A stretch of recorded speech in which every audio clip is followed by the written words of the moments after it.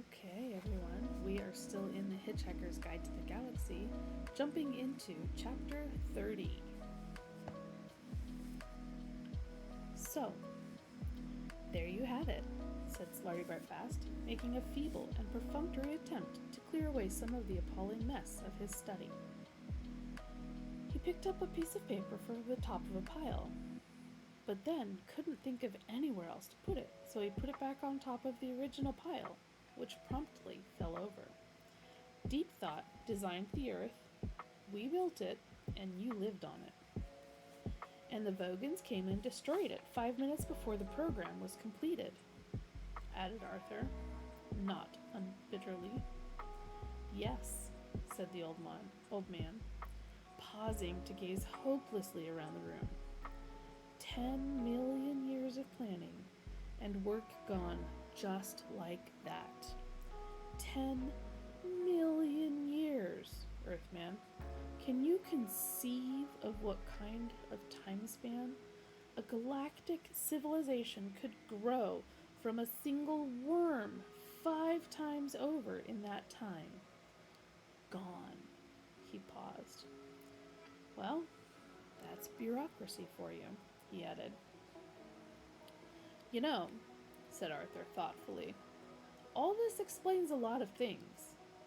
All through my life I've had this strange, unaccountable feeling that something was going on in the world, something big, even sinister, and no one would tell me what it was.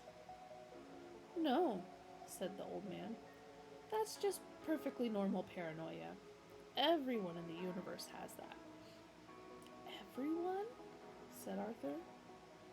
Well, if everyone has that, perhaps it means something. Perhaps, somewhere, outside the universe we know. Maybe. Who cares? Said Slartybartfast before Arthur got too excited. Perhaps I'm old and tired, he continued, but I always think that the chances of finding out what really is going on are so absurdly remote that the only thing to do is to say, hang the sense of it and just keep yourself occupied. Look at me. I designed coastlines. I got an award for Norway.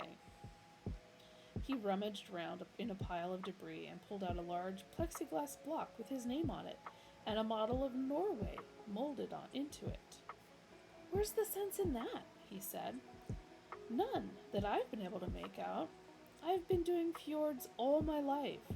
For a fleeting moment, they became fashionable, and I get a major award. He turned it over in his hands with a shrug and tossed it aside carelessly, but not so carelessly that it didn't land on something soft.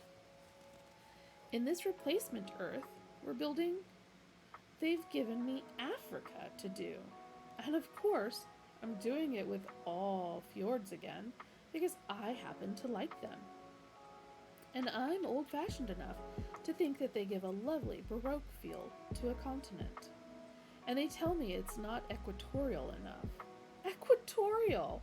He gave a hollow laugh. What does it matter? Science has achieved some wonderful things, of course, but I'd far rather be happy than right any day. And are you? No, that's where it all falls down, of course. Pity, said Arthur with sympathy. It sounded like quite a good lifestyle otherwise. Somewhere on the wall was a small white light flashed. Come, said Slartybartfast. You are to meet the mice. Your arrival on the planet has caused considerable excitement. It has already been hailed, so I gather, as the third most improbable event in the history of the universe. What were the first two? Oh, probably just coincidences, said Slartybartfast carelessly. He opened the door and stood waiting for Arthur to follow. Arthur glanced around him once more, and then down at himself. At the sweaty, disheveled clothes he had been lying in the mud in on Thursday morning. I seem to be having tremendous difficulty with my lifestyle, he muttered to himself. I beg your pardon? Asked the old man mildly. Oh, nothing, said Arthur, only joking. And that, my dears, is the end of chapter 30.